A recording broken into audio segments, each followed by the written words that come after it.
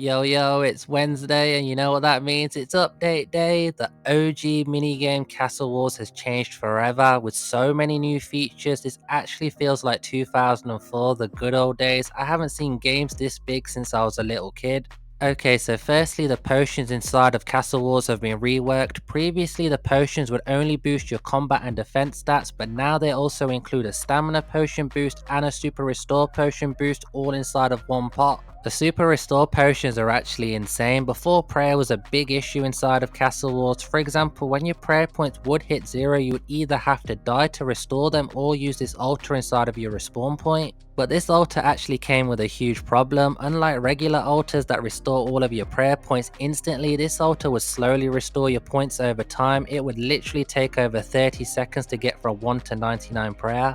Oh my god, helmets. You can finally take helmets into Castle Wars. That's so cool. So Castle Wars was released on December 13th, 2004, so it's been 21 long years people have been asking for this feature. Finally, we can take Darox into Castle Wars. I'm just gonna sit next to the set of stairs with 1 HP and try to one-shot as many people as possible. Also, if you're someone who doesn't have a locator orb or rock cake, you can use the explosives in Castle Wars to damage you every time you drop one. It's not just barrels armor, you can bring full void now for those easy switches and less inventory space is used. There's so many things we can do now, like take advantage of the damage reduction effect from the Justiciar armor. Then again, you probably get parred by people using ice barrage. And of course, we can't forget about the Perils of Moon armor, which is basically Barrels 2.0. There's just so many cool set effects to try out and just so much diversity in Castle Wars now. Bandages inside of the respawn point that are used to heal you now scale with your hit points level, and they can now be used to overheal yourself just like you would do with the anglerfish. Yeah, we are definitely going to need that extra healing, especially with the games being so big right now. Stealing a flag feels impossible, let alone being able to get it back to your base without dying. Portal changes. So Castle Wars has 3 portals, Zamorak, Guthix and Saradomin. The red portal would put you on the Zamorak team, the blue portal is for Saradomin, and the Guthix portal would put you on the team with the least amount of players. Well, not anymore. On official Castle Wars worlds such as 334 or 354, you can now only enter through the Guthix portal to ensure less team stacking and more balanced games. But like I said, this only applies to official Castle Wars world, so let's say you and another clan wanted a Clan Wars clan battle, you can go to any non-official world such as 302 or 420 and would still be able to use the Saradomin and Zamorak portals just like you normally would before the update.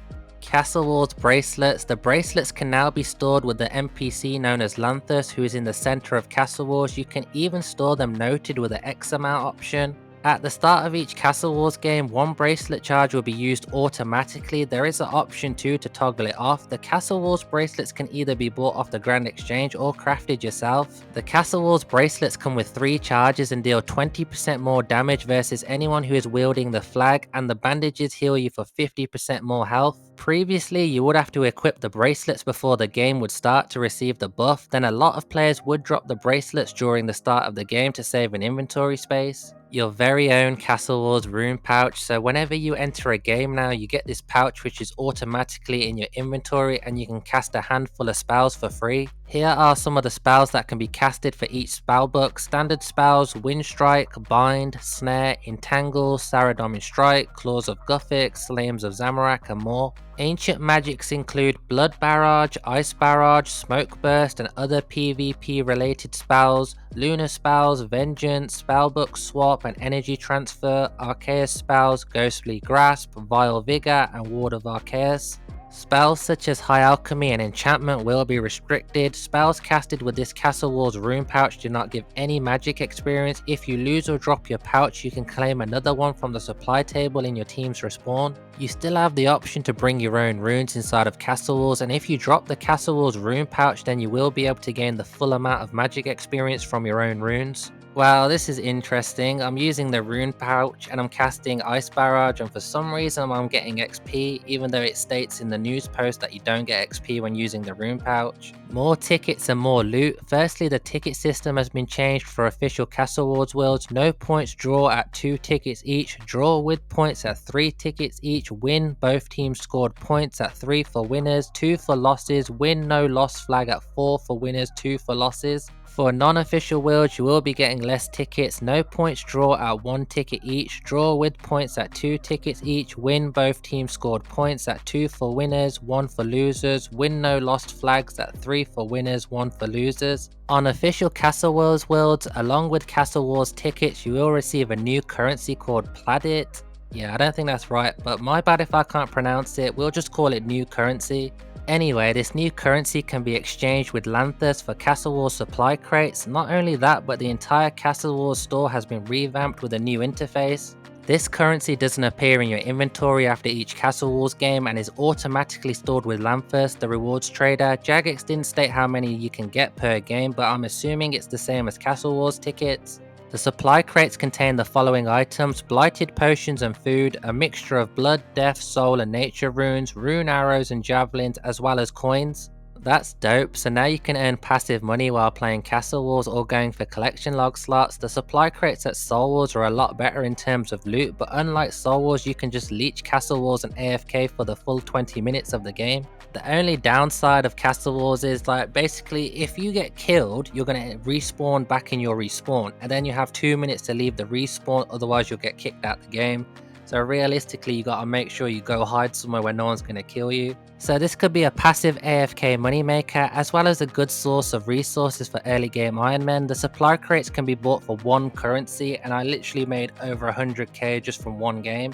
Are you a fan of barricade tactics? Because Jagex have made the following tweaks. A new barricade cap on dedicated Castle Wars worlds restricts teams to 7 barricades outside and 10 inside the base. Placed barricades now have a coloured rope to indicate what team they belong to. Barricades can now be placed in front of the respawn barriers. A new element has been added to the Castle Wars heads up display, showing the number of barricades your team has placed both inside and outside of your base. Jagex did make some other small changes, including small walls have been added to the stairs and ladder at the respawn point, allowing players to range over them and create more strategic barricade placements. On non-official Castle Wars worlds, players within Castle Wars will be able to shove targets back to back using the Dragon Spear and Zamorakian Hasta special attack. On official Castle Wars worlds, players will still be unable to perform consecutive shoves on the same target. That's actually really good. The last thing we want is a team of people spamming Dragon Spear specs. Lastly, there is now a table with buckets in the supply room where the bucket spawn used to be, and finally they fixed a bug where the player's overhead yellow arrow would not disappear after depositing the flag. That's actually huge. The last thing you want to be doing is chasing the wrong person. My god, such an amazing update. I feel like a kid again. I used to play a lot of Soul Wars, but with these updates I'd rather just camp Castle Wars with full Daraks. I'd love to hear what you guys think of this update. Castle Wars was a big part of my RuneScape childhood and it's so good to see it back on top. You know what to do next. Like the video, subscribe to the channel, leave a wonderful comment down below. Thanks for watching, take care, bye.